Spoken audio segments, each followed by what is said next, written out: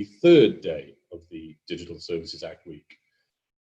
Today's session will look at e-commerce and marketplaces, and it's an area of debate that has sometimes been placed in the shadow given all the discussions around harmful and illegal content, fake news and disinformation. But there are, as you will know much better than I, so many areas where the detail around digital content and physical goods and services cross over. They have parallels and demand significant attention. So when we were building out the content for the week, we were very keen to make sure a strong light was shone on this central tenet of any update to the existing rules around the functioning of the digital economy. And in many ways, with the e-commerce directive and its many facets, it's where this regulatory journey all started. So we've been fortunate enough to bring together an excellent group of speakers to debate these issues, and we'll kick off this discussion very shortly. Before we do, I wanted to remind everyone that we will be producing a brief report on the discussions for this session, and indeed from across the whole week. And this will be available next week, and we will also be distributing this to everyone who's registered to attend. And we're also producing a video highlights package that will again be shared with you all in due course. Do dive into the networking areas of the platform. I think I've touched on some of this functionality earlier in the week. And you can reach out to anyone in the Forum Europe team if you have any questions about this platform or any aspect of the DSA week using the chat function. And the chat function is also the area where you can post your questions and your comments to the speakers throughout as the panel is running. A quick reminder that the series will close tomorrow starting at 1:30 CEST, running through until around 3:45, and we will be joined by the Executive Vice President for the European Commission, Margrethe Vestager, amongst others, and I look forward to welcoming you all back then. A quick reminder also that the hashtag for the event is DSA Conf, and last but not least, I wanted to give a big thank you again once to EDEMA, to ITI and AIM, the European Brands Association, for their support of this Digital Services Act week. So with that, I will hand over to Aliyah Fairchild, who will chair today's session. So Aliyah, over to you. Good morning. Hello, everyone. My name is Dr. Aliyah Fairchild. I'm the director of the Constantia Institute, which is a European think tank on the impact of technology in society. Also a professor at KU Leuven and an advisor at Ecosystem out of Singapore. So I'm a busy girl. And today we're looking at the subject of e-commerce and marketplaces. And this week in the panel series, we've been covering several aspects of the Digital Services Act. To introduce our discussion within the DSA, the Commission would propose clear rules framing the responsibility of digital services to address the risks faced by their users and to protect their rights. These legal obligations would be to ensure a system that is modern in terms of cooperation for both the supervision of platforms and the guaranteed effective enforcement. The Digital Services Act would propose ex-ante rules covering the large online platforms acting as gatekeepers. And as these platforms both structure the rules of engagement not only for their users, but for their competitors. Counterfeit and unsafe products, also sold on internet platforms, continue to be a priority area for e-commerce players, brands, consumer advocates, amongst others. We're going to cover all of this in this morning's panel session. Please note, obviously, you've been put on mute for right now for the panel presentation. At the end of the panel session, we'll have a Q&A session where you can actually send me Q&A questions for the panel themselves. We'll discuss this towards the end. To explain how we're going to structure this morning's discussion, we'll start with the introductory statements for each of our panelists, and then move into a discussion of all panel members together. At the end of that discussion, each panel member will be giving a small 3-minute summary statement, and then we'll move into the Q&A portion of our participation, where I'll invite questions from you. Let me start by introducing today's panelists, as we have a wealth of knowledge today for this morning's discussion. In order of their statements, Michelle Gibbon, the Director General of AIM, the European Brands Association. Michelle develops AIM's strategic plan and manages its implementation on behalf of its members. Stefan Naumann, Head of Commercial Law for Zalando. Stefan's been with Zalando for about 5 years now, and his team addresses the operational business aspects of Zalando, as well as intellectual property law. Mariana Fernandez Perez, the Senior Digital Policy Officer for BERC, which is the European Consumer Association. Marianne handles digital rights issues for the 44 independent consumer organizations from 32 countries that make up the organization. Pablo Arias Escavera, who's an MEP for European Parliament. He's a Spanish MEP member representing the People's Party, part of the European People's Party, and he serves on their Committee on Internal Market and Consumer Protection. And finally, from the European Commission, Michael Koenig, Deputy Head of Unit, Retail and Online Services for DG Grow. And in the European Commission, DG Grow is the unit dealing with online services. We'll start with some opening remarks from each one of the panelists. Michelle Gibbons, the floor is yours. Thank you, Alea, and good morning to everyone. It's a great pleasure to be here this morning with you all during DSA week. Just briefly to say who I am, as Alea said, I represent the European Brands Association, AIM. We represent over 2,500 innovative branded goods manufacturers in Europe, creating and investing in Europe, representing all kinds of consumer goods, personal care, home care, food, apparel. So you mentioned trust, Alea, in your opening remarks, and consumer trust is what brands are built on. Consumers bestow their trust in us, in our brands, and it's one of the most important assets that we have. Our key focus for the DSA is to ensure that we can enable that trust in the digital economy through two parameters: the protection of consumers from illegal goods and ensuring a fair and level playing field. We see the digital economy playing an extremely important role now and even more so in the future, both for consumers and for brands. And it's developing at quite an incredible and exciting pace. So it's hugely important for us to ensure that we have a clean and safe online environment, and it's in everyone's interests.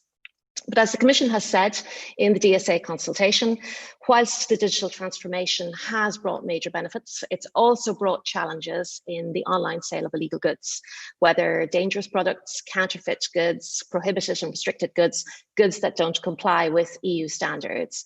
And illegal goods put consumers at risks, and they harm legitimate businesses, I should say. I think it's just worth saying here that counterfeit concerns all types of products. Everything can and is faked. So everything you use on a daily basis, toothpaste, shampoo, toys, cosmetics, medicines, shoes, everything. And if you look at the latest EU IPO OECD report from 2019, for the music lovers out there, even guitars now. So everything is counterfeited. We make it, they fake it. And according to the latest figures from the EU IPO, counterfeits on the EU market mean that legitimate businesses are losing about 50 billion euros a year. And that's equivalent to 400,000 jobs. And our governments, our member states, are losing on average around 15 billion euros in revenue. So, you know, that's a lot to be losing right now. And can we afford that, particularly as we head into, you know, a recovery that we all need here in Europe? That report, the EU IPO OECD report, shows that counterfeit has grown by a staggering 35% in the last 3-year periods that they analysed. So it's impacting many different sectors in the economy. And most recently, of course, you've all seen how counterfeiters have turned their hands to the latest must-have products in the form of PPE during the COVID-19 crisis. I'd like to emphasize also that counterfeit goods are illegal. So I might be stating the obvious here, but I think there are some common misconceptions circulating, and it's quite important to state that preventing the distribution of illegal goods online is about protecting consumers. And it's very different from the debate on freedom of speech. So the information that consumers receive about goods that are offered for sale by businesses must be accurate and should come from a verified seller. So otherwise the consumer protection framework cannot work. So we see the DSA is an opportunity to set out a framework to ensure the right minimum rules are in place to tackle the problem of illegal goods being offered on online platforms. This is based on the Commission's guiding principle of, what's illegal offline should also be illegal online. We believe that products that are offered on the digital shelves should be as safe and as legal as those that are offered on the physical shelves. So we have 4 key points that I'm going to mention briefly. There needs to be rules. There needs to be a minimum set of legal obligations, we believe, because what we can see is that the current voluntary self-assessment approach, the so-called Good Samaritan approach, or the MOUs, it's not working. Because if it was, the volume of illegal goods wouldn't be what it is now and increasing. So if we want more to be done, the only solution is to establish those clear obligations by law. That's the first point. The second point is know who you're doing business with. Verify the identity of the sellers. Platforms have no obligations to verify the identity of the sellers. And the problem with this is that there's no way to trace liability then in the case of consumer or business harm. So this wouldn't happen offline. So, why it shouldn't happen online either. And this rule should be applied to all sellers, and it's totally doable, and some do it already. So we don't believe that there's any business should be providing services to and taking money from someone without knowing who they are. And there's plenty of rules already in place, at an EU level in terms of money laundering or the platform to business regulations that we can think through in terms of inspiration. And in applying this fundamental business principle, know your customer, it'll automatically help to address another problem, which is the problem of repeat infringers online. And then that helps us as the industry, as well as the authorities to take our own enforcement actions if we need to. The third point is to be proactive and transparent. In terms of being proactive, platforms can stop these illegal goods from being listed in the first place. By default, we're in the position of being reactive and be transparent. So we have no visibility on what is being removed by the platform's own measures, how much is being removed, and who the bad sellers are. There's no way to verify this. So this leaves us with brands having to monitor the platforms, which is the reactive step. So what would be helpful is to have a clear and harmonized framework for notice and takedown procedures across the different platforms, and that would help everyone. And we work together to address this issue, and then share that data with enforcement authorities to ensure that illegal goods that are detected then can be taken down, and supply chains in the physical world and counterfeiters in the physical world can be shut down. And then this sanctions the bad players, the illegitimate businesses. I mean, platforms are not illegitimate businesses, but just because of the central role that they play, they end up in this space in terms of facilitating some of these illegal goods. But this is not, I believe, where they want to be either. And the fourth point is tell people if they have bought illegal goods, because platforms are the only ones who know if consumers have actually bought products that they've now removed from sale, that if they are illegal, or that they or brands have found have been illegal. So they should have the responsibility for telling me if I have bought a product, and whatever that product is. If it's a if it's a toy for my 6-year-old, if it's sun cream for the family for the holidays, that product has been removed from sale because it is illegal. And so it's important for us as the brand owners, because we're producing goods that consumers trust. And that's at the heart of what we do. And if someone has been duped into buying a fake, they surely must be told about it as soon as the platforms know about it. So counterfeits are by default, it's not what they say on the tin. So in conclusion, we believe there's a genuine opportunity with the DSA to address this growing problem in Europe. And we believe a framework of rules can be put in place that will benefit everyone. The whole ecosystem that will tackle the problems, and because all of us want to ensure a digital economy that is built on trust. Thank you. Okay, thank you very much. Leading from the concept of a brand being something that actually drives demand from a consumer, the consumer goes to a number of outlets to get that brand, and one of those outlets is retail. So Stefan, we're going to turn to you now, looking at the role of retail in creating demand and helping with the platforms. Stefan, the floor is yours. Yeah, thank you very much. First of all, good morning to everyone. Thank you very much for the opportunity to share our view on the DSA today in this webinar. Very much appreciated. Perhaps, who am I in the first step? My name is Stefan Naumann. I'm head of commercial law within Zalando, so I'm a lawyer. My team and I, we support almost all consumer relevant activities of Zalando, such as wholesale, our partner program, and product safety, security, and operations with legal advice. So platform liability and responsibility questions are part of our daily business. Few sentences about Zalando. Zalando is a European online fashion platform founded in 2008 and headquartered in Berlin. Zalando sells fashion, clothing, shoes, accessories, as well as beauty products to 32 million consumers in Europe. We currently operate in 17 European markets. We complement our retail activity with a so-called partner program, which gives brands and retailers the opportunity to use Zalando as a platform and to directly sell to consumers. Our sellers are brands and retailers, trusted and selected carefully to fit our consumers' needs. It's not possible to sell on Zalando without prior screening, selection, and a couple of discussions and personal exchanges that we have had. Our platform is a growth driver. We tracked 2,500 brands, from local brands to well-known world brands and up to premium categories.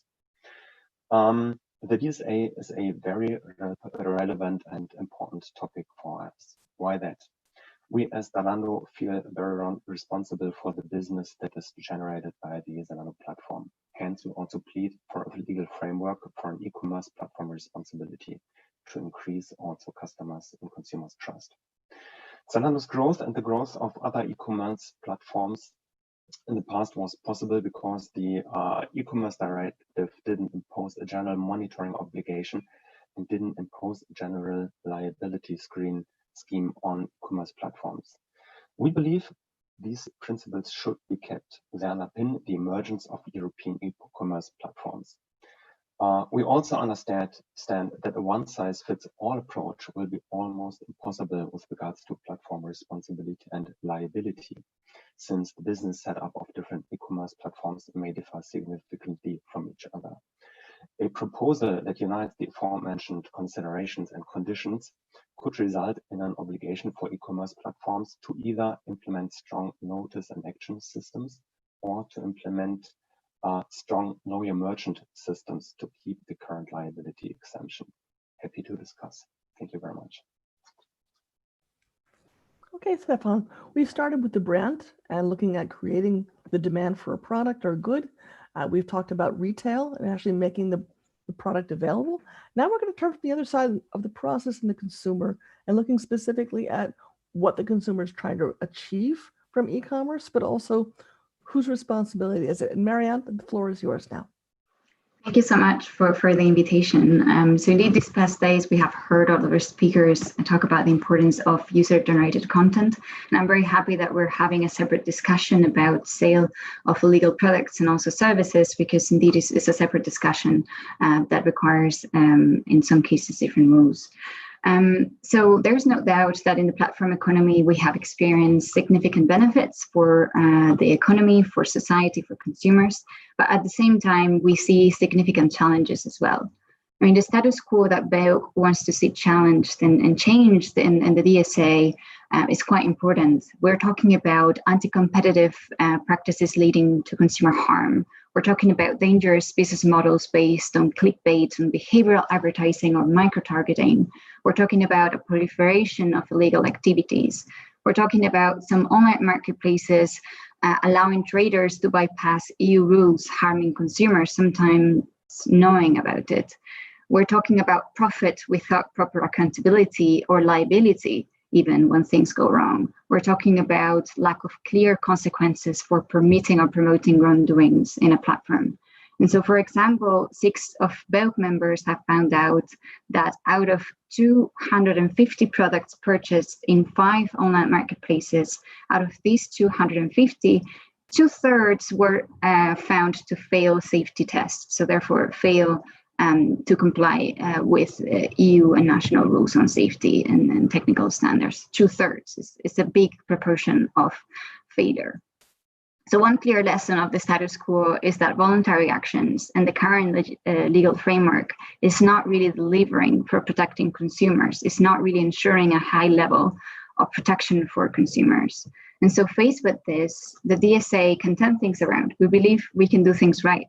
And for that, well, first, of course, we very much support the Commission endeavors to put forward ex-ante measures for gatekeeping platforms. This would address market failures, complement ex-post competition law enforcement, and then basically tackle issues before it's too late, before damage is actually done. It's quite clear that consumers benefit from a fairer and more competitive market and environment.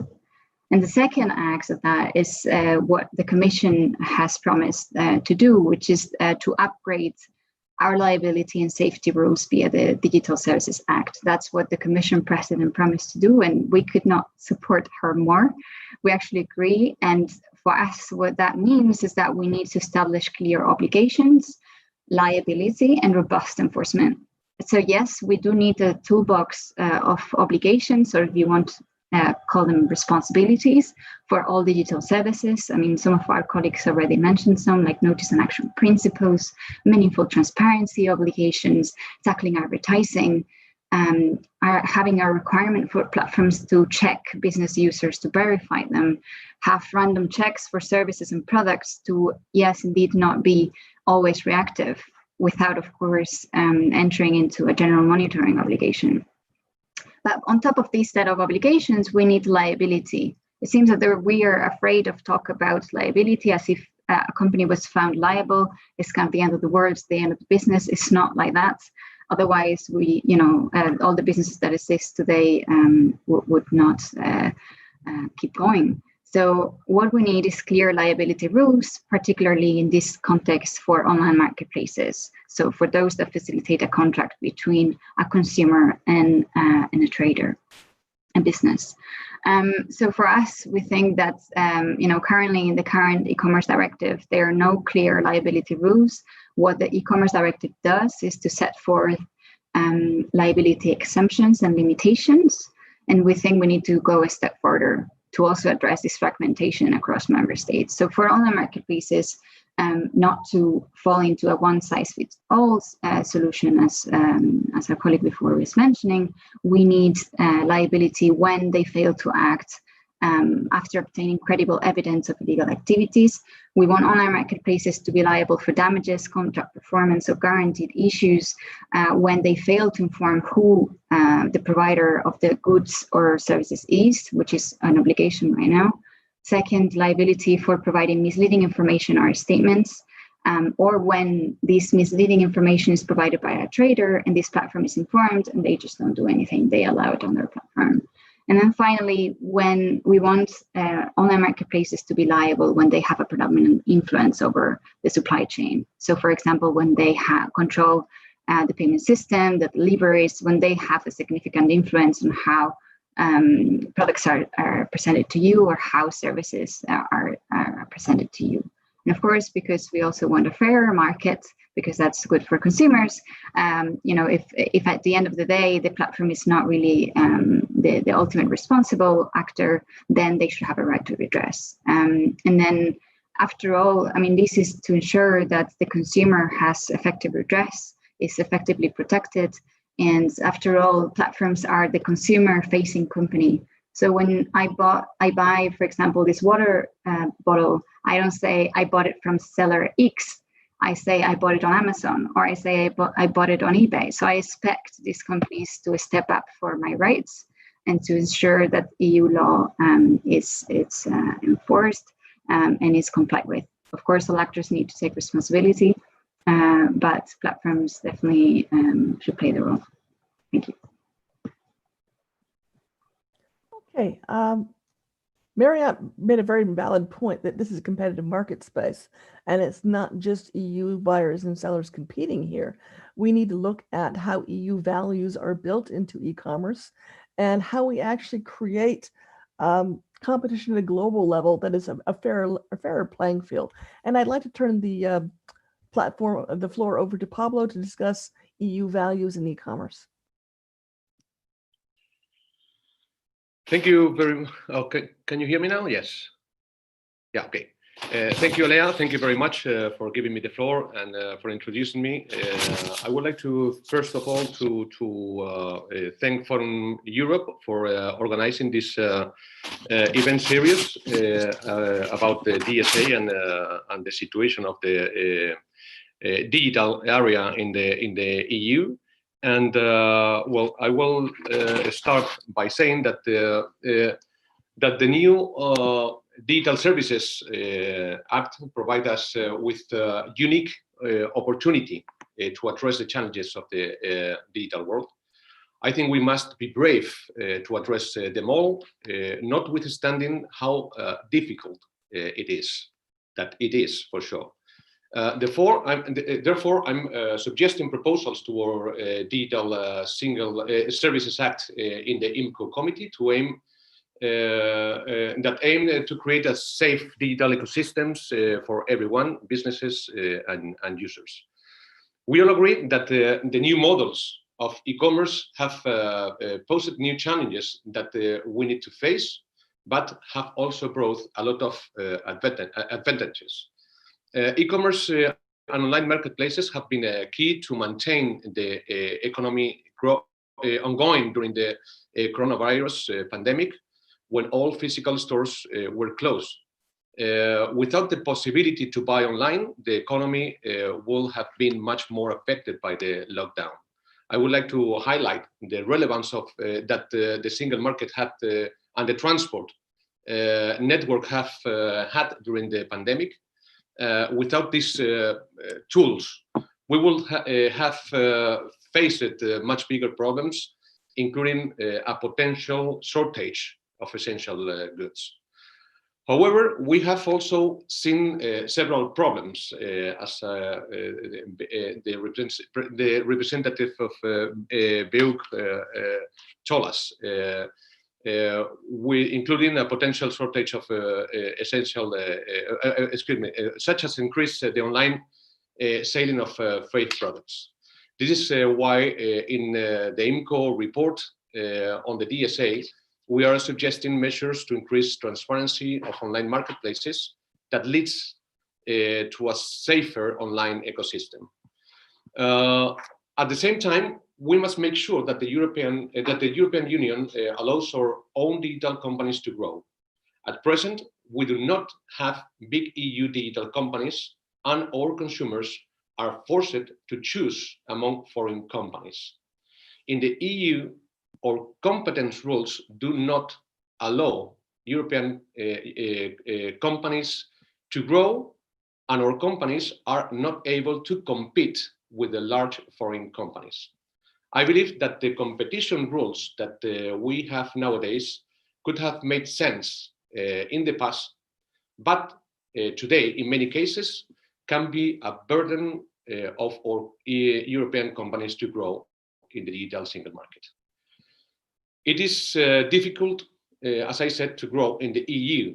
There are very few exceptions, such as, for example, Spotify. But when a European startup is taking off, it finds a lot of barriers that impede it to grow at the same pace startups in other parts of the world, such as, for example, USA, China, or Korea. Our European startups are born with an extra burden due to the hostile digital European territory. In this startup, if a startup eventually succeeds in growing, maybe its manager will think seriously to sell it rather to keep fighting in the hostile territory. It's the easy option for him: get the money and maybe start a new business again. This is one of the problems that, in my opinion, impedes us to have European global leaders in the digital area. We lost the technological battle in the early 2000, when, for example, Nokia and other similar companies could have become global leaders, but we did not provide them with the proper ecosystem to grow. This cannot happen again in the digital revolution. For now, the European Union stands in the middle of a commercial world, as we all know, between the United States and China, especially in the digital field. And we have nothing, I repeat, nothing to say in this war. Not only that, this is affecting the EU economy directly, and we are suffering collateral damages. We cannot afford this. It is clear that we must take action to address this situation. Vice President Vestager and Commissioner Breton have already noticed that and are proposing their initiatives accordingly, such as the EU Industrial Strategy, the Digital Strategy, and the upcoming DSA. This strategy goes, in my opinion, in the right direction, but won't be enough if we are not able to promote the growth of our digital companies, startups, and entrepreneurs. We must take action on the basis of the European way of life, respecting our values, especially the privacy of our citizens, making sure that our European Union values are respected in the best way of defending our consumers. We cannot allow the foreign legislation and ways to trade and affect our citizens. Furthermore, each company that trades in the European Union territory must comply with our rules and safety standards, as we are proposing in our report. To conclude, I think that if we are able to create this safe digital ecosystem, e-commerce will increase in the EU, as it will count with our citizens' trust. Trust is, we all know, a key element for e-commerce to function properly. If consumers do not feel safe on the internet, they will not choose the way of buying products and services in the digital area. This is why transparency and safety requirements are a central point of our report, and we hope that of the DSA enforced report. In addition, the creation of the proper conditions for our European companies to grow. This is not only an economical matter, but it's also a way of increasing consumers' trust in the EU digital companies. Thank you very much. Until here, my reflections. Thank you. Okay, thank you, Pablo, very much. He made a very valid point about the European ecosystem and creating a sense of responsibilities and liabilities for people to be able to interact and trade with European citizens. And on that note, Michael, the floor is yours. I'd like to discuss a little bit more about harmonized procedures within the EU for e-commerce. Yes, thank you very much, Alia, and thanks to From Europe to invite me today to join this panel. Maybe a quick clarification. I'm Deputy Head of Unit in the Online Services and Retail Unit in DG Grow, and as such, we work hand in hand with our colleagues in DG Connect on all the two legs of the DSA work. So both the part which is looking into the e-commerce directive and also as regards the ex-ante work. Now, why did the Commission launch this work? In particular, looking into the e-commerce directive? Well, it's a tool which dates from the year 2000, and I think everybody will agree that the digital environment looks completely different today than in the days. And this, in particular, also concerns e-commerce and marketplaces. Now, a lot of the discussion obviously has focused on content, on user-generated content, on illegal content, but I'm very happy and grateful that you organized a session specifically focused on goods, because there is a very clear commitment also from our commissioner, who tells us regularly that we should give sufficient attention and prominence in our work on the objective of tackling illegal, dangerous, non-compliant goods in really our work. Now, the importance and the relevance of these issues, as I said, has evolved since 2000, but it has even been more brought in the spotlight during the crisis, both in terms of reliance on e-commerce, but also when it comes to problematic elements such as fake goods or unsafe goods that have been offered to consumers. Now, when we talk about goods, we typically have these two categories. On the one hand, we talk about non-compliant goods, so goods which are not complying with EU safety rules and other requirements on the one hand, and then the category of counterfeits on the other side. Now, they to a certain extent have different features if you want. So for example, when you talk about counterfeits, you have the brands and the right holders who have a very strong interest and important role in trying to tackle them, which is less the case when it comes to the other category.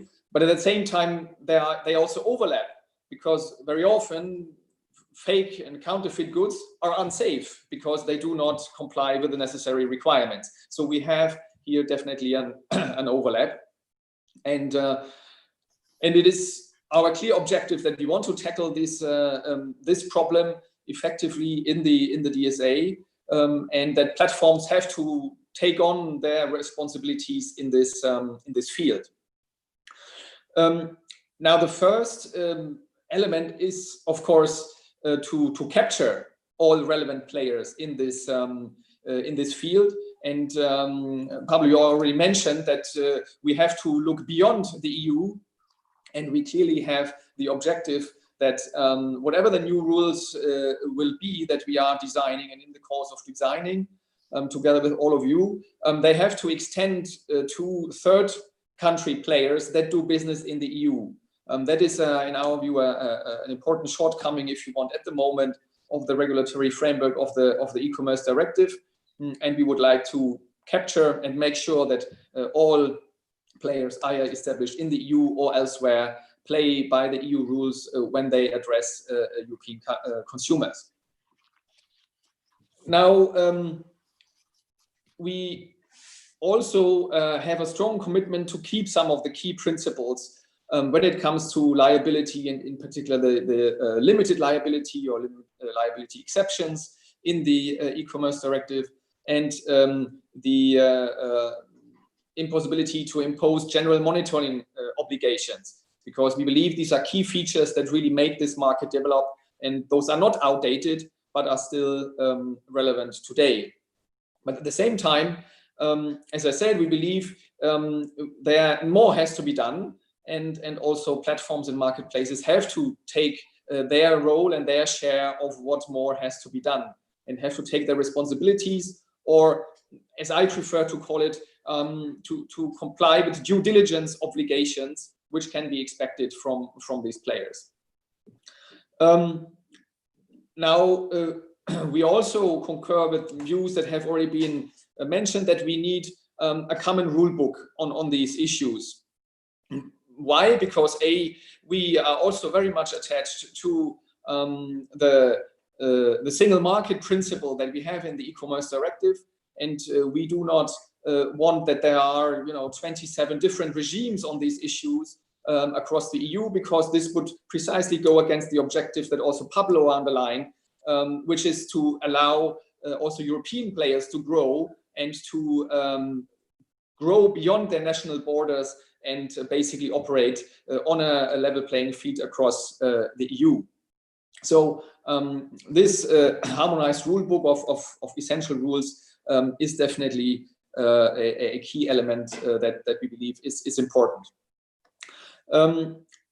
Now, we, as one of the examples around increased due diligence, if you want, have already been mentioned as an example, clear rules on notice and action, which in our view could also include issues like trusted flaggers, and here right holders are obviously one key candidate, if you want, when it comes to counterfeit goods. This could also include a cooperation with law enforcement and public authorities, and also questions on how to follow up if there's a notice, if there's action, and further information and transparency towards consumers. Another example that has been already mentioned as one of these due diligence elements is this know your customer, or let's say know your trader, to be more precise, which I think is definitely also an area which we are exploring. In all those measures, I would also nevertheless also plead that we have to keep an eye on proportionality, precisely in order to make sure that we also have smaller players that can comply, and we don't establish undue burden which only the biggest players can comply with, and we basically further market concentration rather than creating opportunities. And this may in a way require differentiation also when it comes to designing and applying the rules.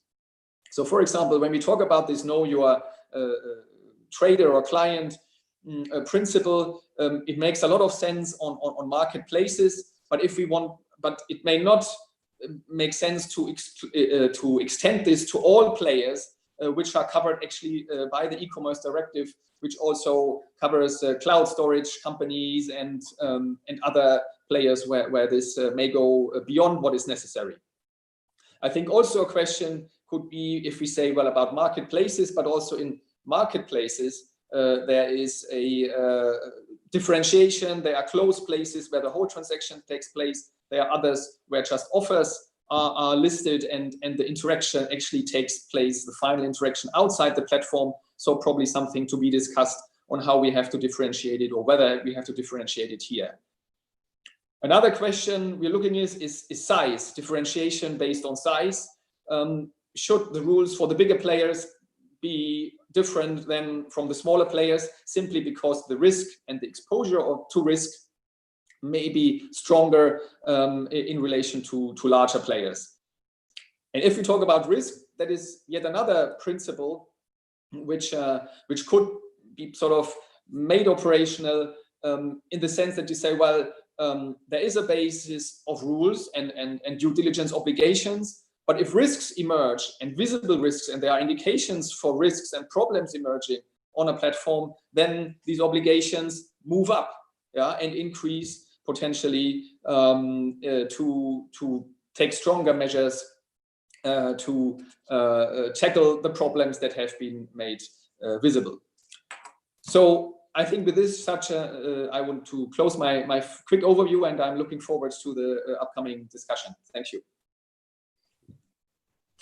Okay.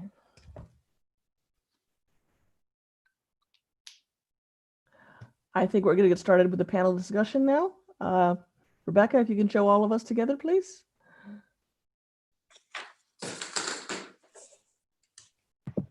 I think the first question I want to ask everyone is fundamentally, we've been looking at a number of things: rules, obligations, tracking of the merchants, levels of proactivity. What I also want to do is look at the concept of trust. So a lot, not just the negative aspects of, but the positive aspects of knowing your merchant. And the question I want to ask to everybody at this particular moment in time, and you perhaps, I think Marianne, perhaps you'd be the first one to answer, how do you build trust into the process of platform sales?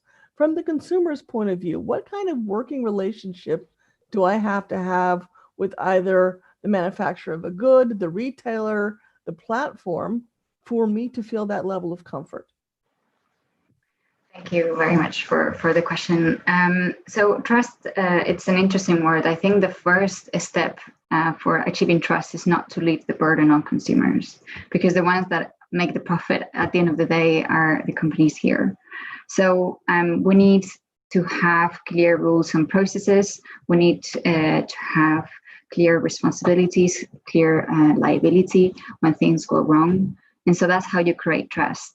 I will put forward a real example. So there was a woman in the United States where she bought a dog leash on Amazon. The dog leash broke. He left her blind on a knife. and the seller disappeared. And so, the woman was like, okay, so who's going to give me redress for my blind eye? And so the platform was arguing not to be liable. In the end, the court, and I believe still the court proceedings are ongoing, found the platform to be liable precisely because it was it did not apply due diligence. And so you have trust when you have a problem, you have proper redress, and when what you find online, it's safe by default, not waiting to see what happens with the product and see whether, I don't know, your charger will set, your plug melt, or your lighting will turn your house on fire. Okay, I look also from another point of view of if we're buying cross-border these days, we're not necessarily shopping EU per se. We're looking for the best deal. And that's why a lot of people go to the large marketplaces looking for the best deal. What would actually drive consumers to buy EU, to stay within the EU ecosystem? And I don't know if this is more for Michael or for Stefan. Stefan, you've mentioned before the co-seller model of Zalando. What sort of warm, fuzzy feelings can we create that we actually have that level playing field, that level of responsibility and obligation from that merchant or from that retailer? Yeah, thank you very much, Alia. So from my perspective, the topic of co-seller is one of several dimensions how Zalando tries to create and keep trust with their consumers. Our co-seller model says in a few words that in case there is a defect on any kind of product, yes, there is the brand responsibility, but with regard to the co-seller model, we as Zalando are liable as well. This means that there is an e-commerce platform which is liable for damages that have been caused by goods that have been sold via the Zalando platform. However, this rather legal construct is one topic which the consumer becomes aware of in case there is a defect, right? What we're trying to do is to be more proactive in terms of creating a kind of high quality content description to make the consumer comfortable when buying a merchandise, a good, because the product description is high qualitative, because there are several pictures, there are explications about product security and safety labels. And with regards to the future, what we have done is to also create an initiative to increase sustainability within our brands that they are selling via the Zalando platform. So there are quite a lot of dimensions, quite a lot of bricks where we cannot say this is the one that is ruling. There are several ones, and it is based on several initiatives that are still increasing that we are working on for the future. Okay, Michael, did you also want to join in here, please? Yes, thank you, Alia. Just on the one hand, to fully agree that for us, this notion of trust is also a key element, because we want European consumers to trust e-commerce, because only then this sector will thrive further, and also the European players thrive further. Now, maybe just one other element, because you ask how can we create this trust? And I think for me, transparency is a very key feature in this area. So consumers should be very well aware and be able to be conscious about, from whom do they buy, what do they buy, what is the product? The product description has to be clear, but also what happens if something goes wrong. So they have to be very, very clearly informed and aware of that. And on that basis, you also can have then a healthy competition of platforms and sellers competing for this trust based on this transparency. They have to be very clear on what are the rules of the game, and then we allow also consumers to make a conscious choice on going what they value more. Can I come in on that, Alea, as well? Because please do. Because I think trust it's fundamental to brands, to brand owners, to creators, because this is what we consumers bestow in us. I mean, we earn that trust, and this is part of the challenge of when that trust is broken by others. counterfeiters, fakers, those who have put illegal goods on the market. And that is something that actually, that's what we're trying to address. That's why we need some of these minimum legal obligations in place. That's why we need to change the way things are at the moment, because that trust is broken.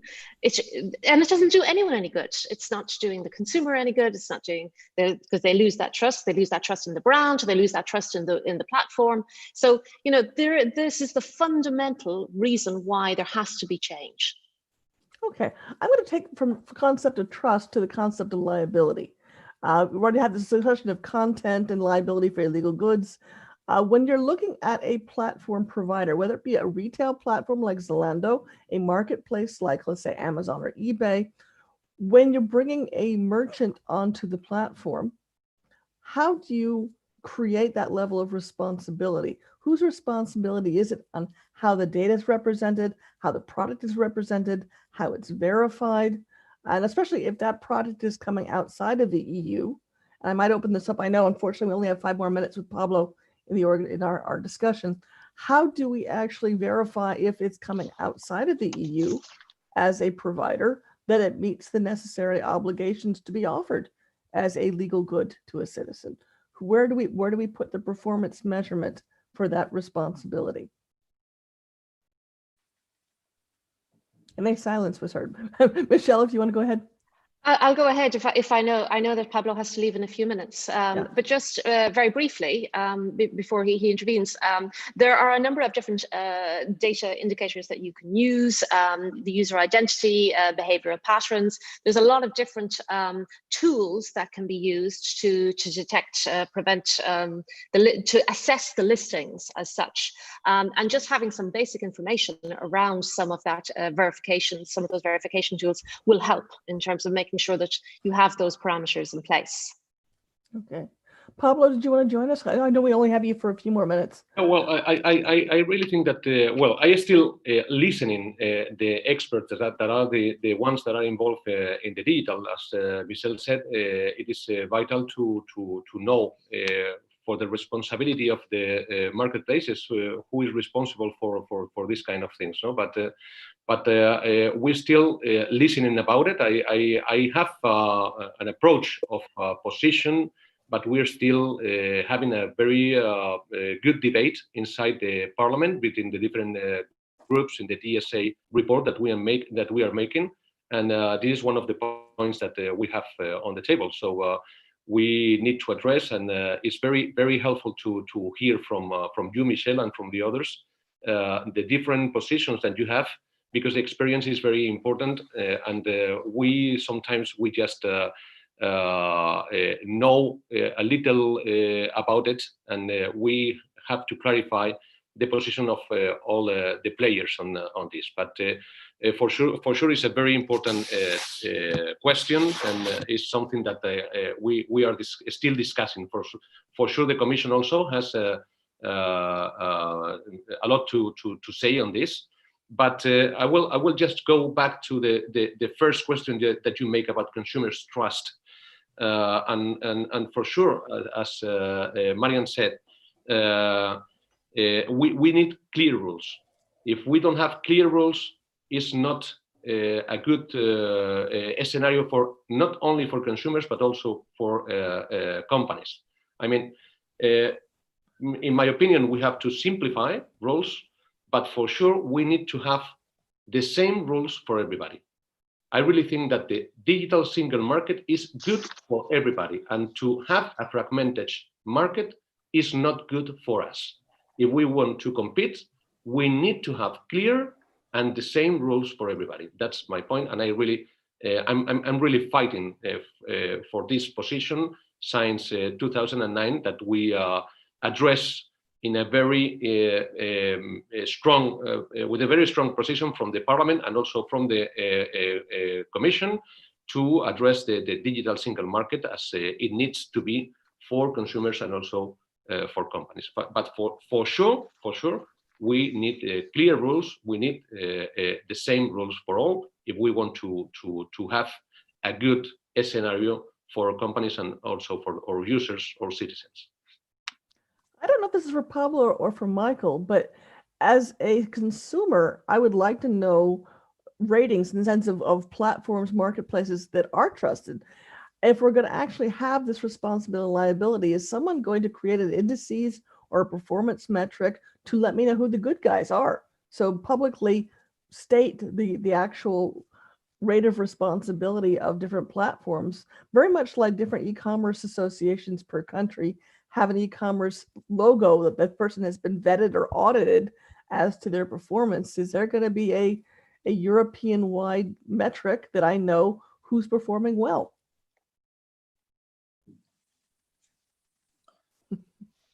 Pablo, so you want to, or shall I come in on this? Yeah, I think it's for you, Michael. Okay. Yes, well, look, I mean, I already was talking about transparency, yeah. So I mean, essentially, what you're asking for is like, you know, also provide more transparency on the performance of platforms, and I think that is definitely an area which I think we are very happy to explore. As I said, in terms of transparency, I think we definitely think about, you know, obligations already as a starting point for platforms to make more transparent what's happening on their platforms, what measures they took, what is the effect of these measures, you know, how many you know, goods have popped up, how many did they eliminate, you know, these type of questions.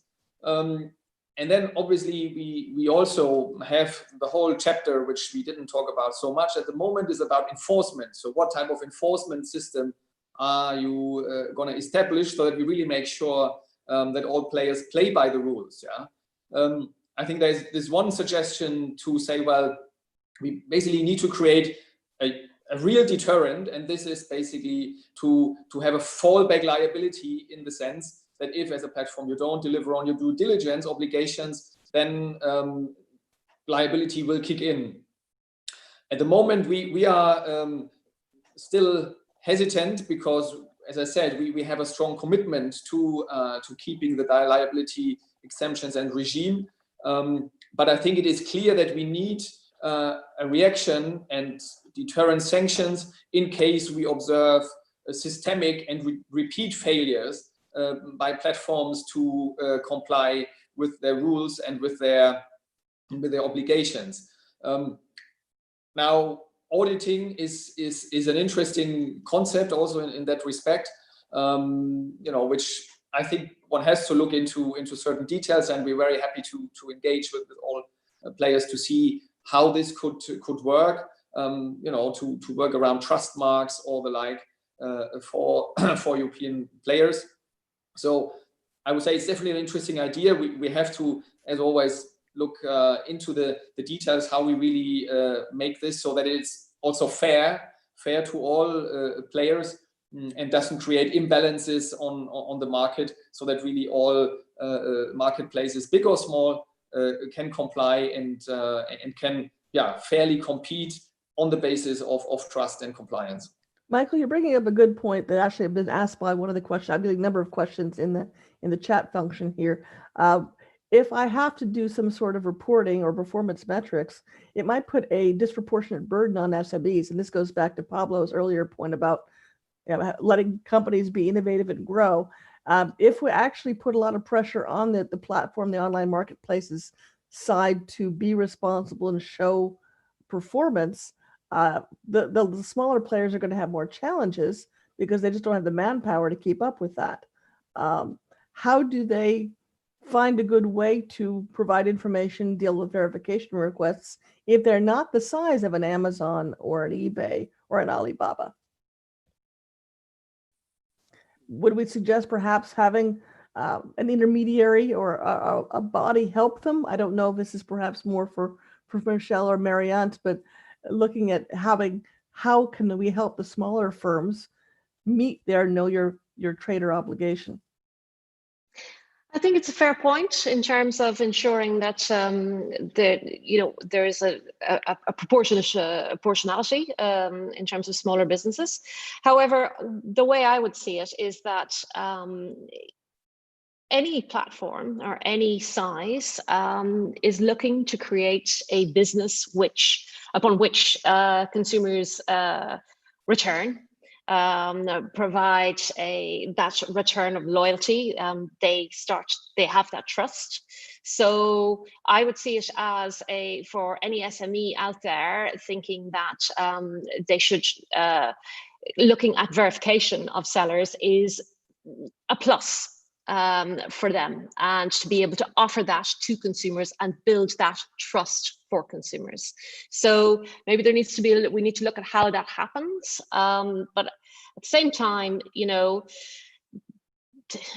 we need to offer, you know, goods to consumers that are legal.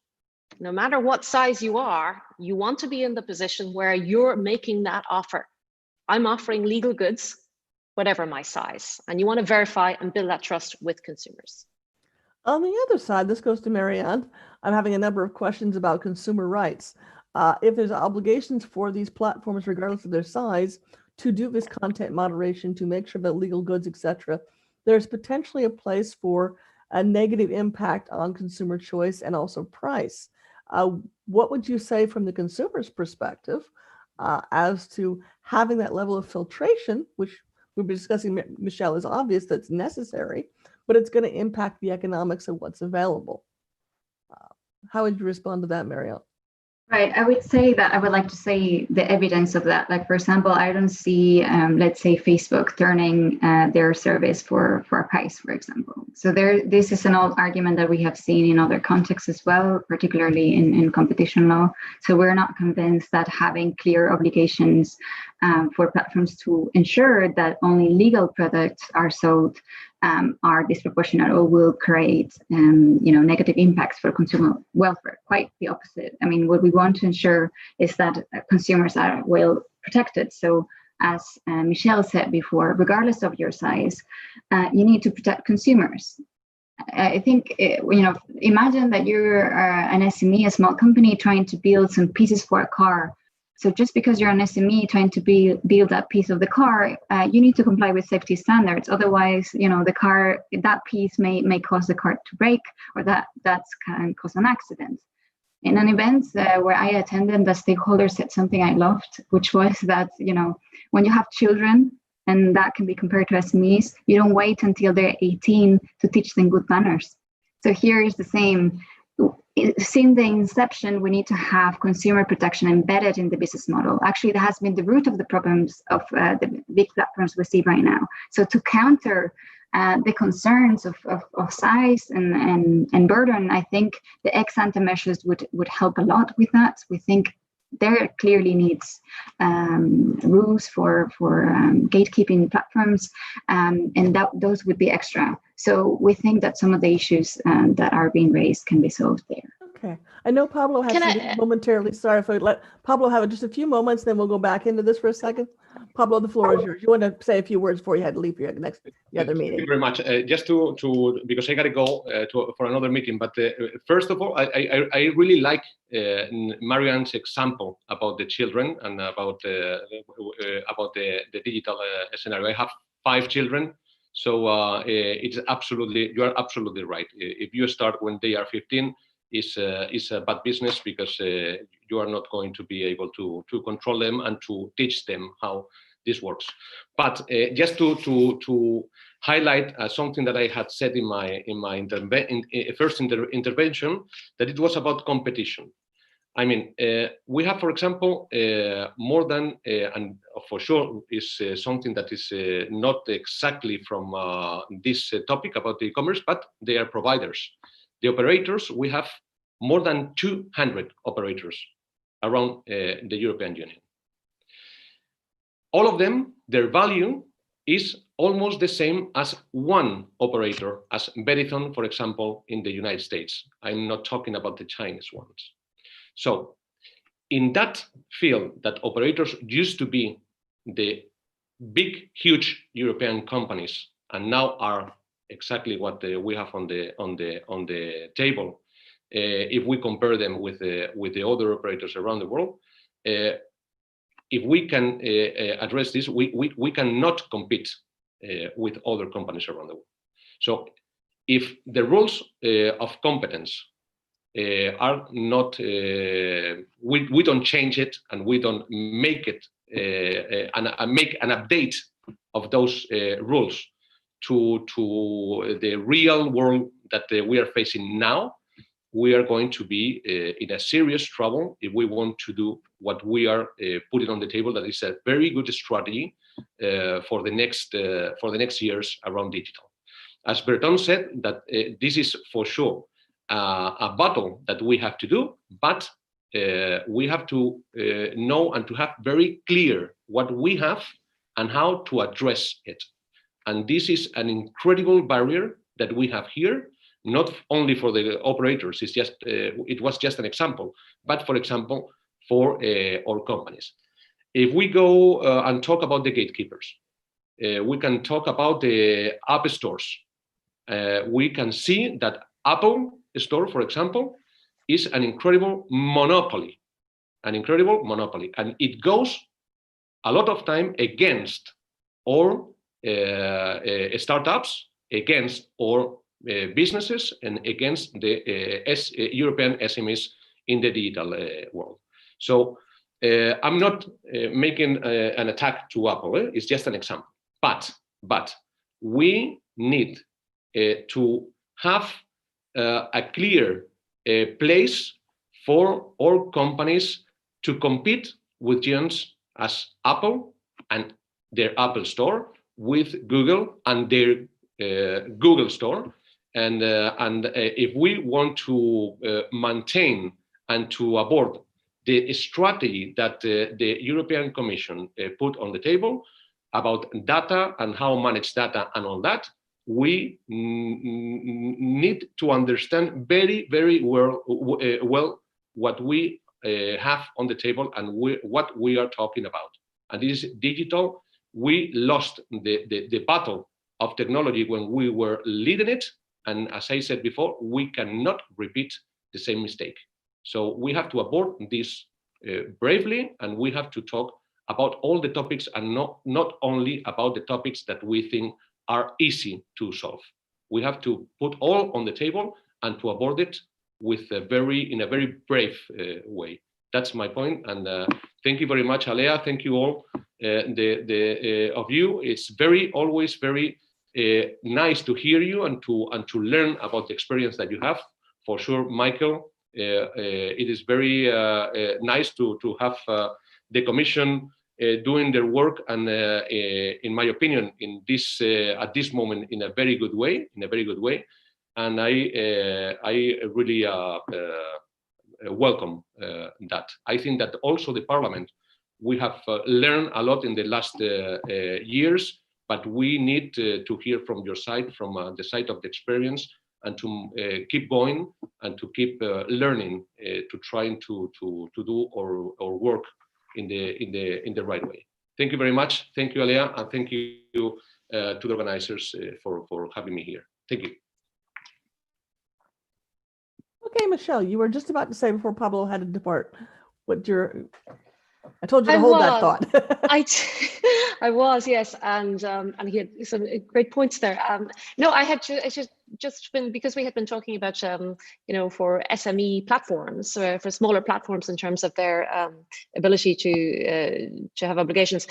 I was just thinking as well, it's important and fair to think about entrepreneurs and SME businesses, and anyone who creates their own brand now, an entrepreneur that brings something to market is they're likely to do it on the online space, and it has to be fair for them as well, that when they come onto the market with whatever their invention is, their product, that's a protected space, and that they won't find that is, they're sitting next to on the same platform to a counterfeiter making that same brand.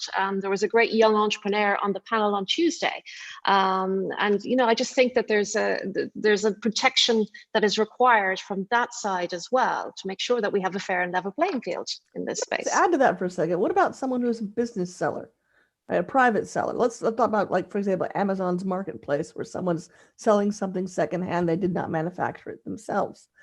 do they also have the right to represent properly? And who's going to hold everyone accountable, not just the manufacturer of the good and perhaps someone who's selling the less than legal version of or knockoff version, but someone who is also a private seller? What responsibilities do they have?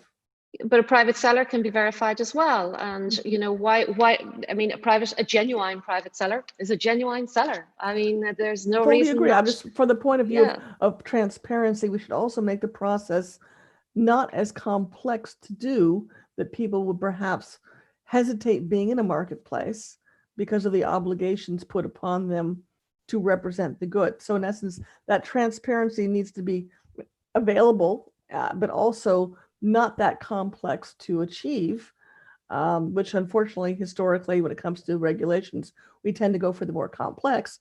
Let's try to go for something that's perhaps a little clearer and a limited number of steps for someone to be able to participate. So an entrepreneur, a business seller, a private seller, whomever can come to the table. I mean, I have a lot of questions for you folks here. I'm trying to synthesize through them. There was a question for a number of you looking at the actual framework. Is the DSA itself going to change the business model of e-commerce platforms regarding online marketplaces, co-selling spaces? Do we see that the Digital Services Act is going to change the nature of what we believe an online marketplace looks like right now? I don't know who wants to go first, Michael, in terms of the regulation. Yeah, let's maybe just because it also fits here in a way, is like a few comments on what we just discussed on these, you know, like smaller players, because it also is then the question, you know, are there new business models, or are the existing business models still viable then for the future? As you said, I think on the one hand, it's really a balance to be found, and then you said, you know, we are very open to this call for having rules which are effective, which are efficient, but you know, which are as lean as possible. They have to be effective, but you know, rather make them also palatable for smaller players. At the same time, I think it has to be very clear that we cannot compromise on consumer safety. I think we cannot say, well, it's cheap, so you know, you take the risk. That is just not an approach I think we want to take. We want indeed that consumers can trust what is online, and that there are only safe products offered. But when it comes to these private sellers, I think we again have to keep the right balance, because if I buy a second-hand product from a private seller, it's nevertheless a difference. I mean, in terms of expectations from the user, I know that, well, that might be not the perfect product out of the box. Yeah, I mean, it's just a different story. So indeed, which doesn't mean that, you know, this should be then an opening for basically, you know, people that don't let themselves be verified and input channel for programmatic products. But I think, you know, for good faith private, we should not sort of at the same time sort of kill the possibility for people to sell, you know, my used computer or other things online, yeah, with huge sort of obstacles. I think there again we have to keep it sort of proportionate. Is the model gonna change? I think our objective is not to prescribe any models. I mean, this is really not for us. I mean, it is for the market and for the players, and then for innovation to adapt. We want to set a framework, and then, you know, people and businesses fill this framework. So I think that is not for us to make a choice here.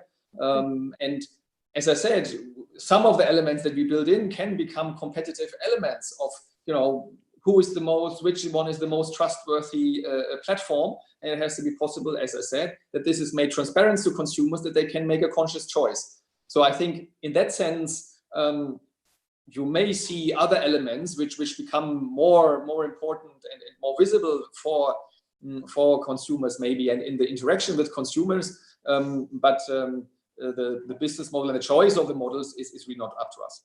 Marianne, did you want to add? I saw you raising your hand. Do you want to add to that from the consumer's perspective? Yeah, because I am now going through the questions. There's a list of questions on this, Yes. particularly on business users. As I just want to clarify about exposition. So, I mean, for us, we want a verification mechanism for business users. So that includes both companies and that includes also natural persons, so consumers that act in their commercial or professional capacity. Of course, at the same time, we don't want to jeopardize consumer anonymity, particularly for user-generated content. So you don't need to be identified, for example, to use an Instagram account. You may want to use a pseudonymous, and actually there are very good reasons for that. However, if you put forward an ad to sell a product, and that's part of your commercial or professional capacity, you should be held to account. You should not be granted anonymity. Same goes for companies. Companies should not be granted anonymity. People deserve to know who's behind that ad, who's behind that post, who can they ask questions. And by the way, this is already an obligation under EU law. With regards to consumer relations, I mean, consumer law, we cannot remind us enough, does not apply between consumer and consumer relations. So indeed, if I sell, I don't know, this table, there are different expectations because it would be a second hand good. So that's that. And of course, beyond this know your business user, we want to remind that, you know, in order to prevent abuses, particularly for, let's say, a company that creates just as a private account, to prevent abuses, that should be random checks on services and products offered, because otherwise it's just too easy. You are, you know, you can't comply and be a legitimate business on paper, but if there's no checks on, you know, on the products that are being sold, then, you know, we're back to square zero. I'm conscious of time. We've got about 10 minutes left in the panel, and I wanted to give everyone their 3 minutes to go around the room. You see a lot of questions regarding rules and regulations. Should all counterfeit and safe dangerous goods be classified of the same kind? Lots of good stuff out here we'll try to get to, but I would like to give everyone the chance to summarize what they're thinking from today's dialogue, and I would try to go in the same order that we started. So Michelle, that would be you first. If you want to just give us your summary of what you've heard and what points you'd like to have as takeaways. Thanks, Alea. Well, I think it's been a very good discussion, and thank everyone for their questions. And I see there's a lot to try and get through. In terms of final points, I think what's important here is that we've talked about trust a lot, and I think everyone is very focused and agrees that we need that trust in the digital economy, and we need to find a way to make sure that consumers and legitimate businesses can rely on that trust. And right now, that is not the case, because there are a lot of illegal goods online, and it is growing. So some of the framework of the DSA, I think, can provide some clear principles, or as the Commission has set out, you know, what is illegal offline should be illegal online. But, you know, some of the points that I've made already, and you're all very well aware of now, is, you know your customer, know who, verify the seller, verify who is selling that good. Make sure that we have transparency obligations in place, be proactive in terms of getting the illegal goods down in the first place and off, so that they don't get to consumers, and then make sure consumers know what they have bought, if they have bought something illegal, so that we can actually start building this trust going forward. Thank you very much. I believe the next would be Stefan, and your thoughts from the point of view of Zalando. Yeah, perfect. Thank you very much, Alea. From my perspective, we have had a very good discussion. However, what this discussion has shown me, once again, is that we are trying to solve 100% of all cases that are out there, or that might be out there. Maybe it could be a thought to start with 80 or 90% and to keep an upcoming DSA as flexible as possible to, on the one hand, to react also on individual topics such as what can SMEs do? Is there innovation that will come up in the future that we currently do not yet have on the radar, and that we need to consider in the upcoming 5 years? So hence, from my perspective, what we should keep on considering is to keep the necessary flexibility for the future as for the current situation. And one topic in this regards could be that I've also had in discussions is that there might be different solutions for different business models within different branches. And hence, a choice of solutions with the same effect could be a way forward that we might think about. Thank you very much. Okay, Marianne, I believe the floor is now yours. Thanks so much. So for us, the main message is like we need to change the status quo, please. With the DSA end result should be change the status quo. Let's not really broaden liability exemptions or broaden, have more protections for platforms. The issue here is not that. The issue here is that we have a very problematic status quo that we need to change. So we need to be ambitious, both on the competitive measures and also on the e-commerce measures. Regardless of size, all companies need to ensure consumer protection, high levels of consumer protection. Also, it's important not to shift responsibility. Every player needs to play their role. And actually, we need to remind that platforms are getting money out of their intermediary role. So if they get money out of that intermediary role, they should be accountable when things go wrong. It cannot just be, well, I just make money and then I always go back to traders or go back, to a third party to flag to me what's wrong in my own platform. There should be, let's get law and order. So we need a rule of law approach. Something that I think we didn't talk much, but it's super important as well is enforcement. We have clear rules with enforcement. And finally, just to say that, of course, the Digital Services Act is not the only law to look at. We will also be working on the review of the General Product Safety Directive and also the Product Liability Directive, which we think that should be reviewed. I mean, we complain about the e-commerce directive dating from 2000. The Product Liability Directive dates back from 1985. So yeah, with that, thank you so much. And I see that there were some more questions. So if you have any for me, just write to me at digital@beuk.eu. Thank you. Also, there was a number of people looking for a report that you have written there, so perhaps they can go to the website and have a look at the. I will post some links. Thank you. Okay. And as I promised, last but not least, Michael, I told you could have the last word as to the European Commission's view on this. Yeah, thank you very much, and thanks to all for this very rich discussion. I actually noticed quite some convergence on some key features. The notion of trust. I think there's an overall agreement that only if we are able to create and anchor this trust, all players in the system will profit. I think there's also convergence that we need rules, that we need clearer rules in this field, that we need a rule book, and that we need a harmonized rule book, which really creates this level playing field across all players in the EU, outside the EU, and also across, if you want, big and small. And at the same time, and I think that is the more difficult elements, which I think we need to put in more thinking, is to see how do we get the balance right between effective, efficient rules, not compromising on user safety, but at the same time keeping chances for SMEs, for smaller players to operate in this space and to strive and to take up some of Pablo's calls for strengthening also European players in this field. But as I said, at the same time, there are key principles that we cannot compromise on, which then also brings to the question of enforcement. Also here, I think we have to combine, we have to combine public enforcement, cooperation with public authorities, but at the same time also empowering better the consumer to make informed choices towards the right directions.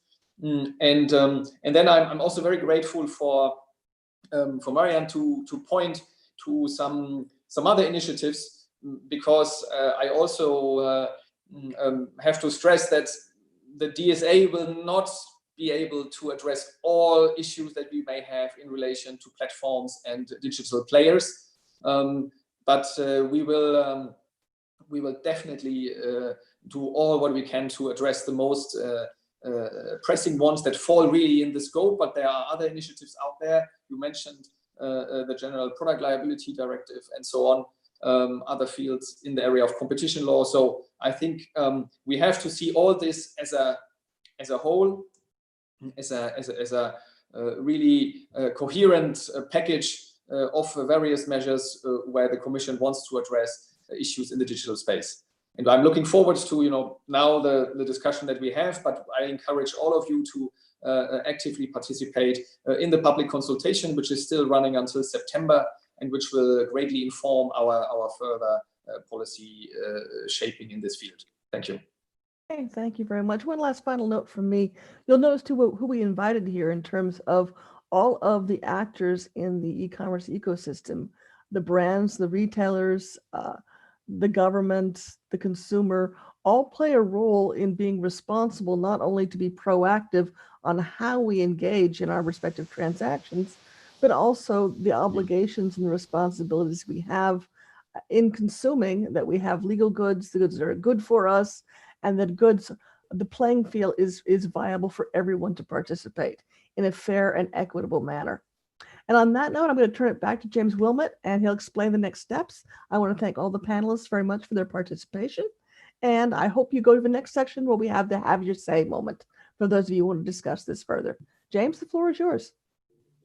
Yeah, thank you very much, Leah. And as Leah was mentioning, there we have the Have Your Say session coming up next. So thank you once again to the speakers for your preparation and participation in today's session. And once again, we had so many questions, more questions through from the audience than we were able to cover. So really do appreciate your input on that. And once again, that leads me on to the next portion of today's discussion in the form of the Have Your Say session. And that'll be taking place immediately after this. And you should be able to see the tab on the left-hand side of your screen with the Have Your Say label. And if you navigate there, we'll see you over there shortly. So a final reminder that we will be starting the concluding session of the DSA week tomorrow at 1:30 CEST. And as I mentioned, that will feature the participation of Executive Vice President Bastea. And with that, I will close this session. I hope to see as many of you as possible over in the next Have Your Say session. And thank you very much indeed. Thank you very much. Thank you. Thanks. Thank you Thanks, so much. folks.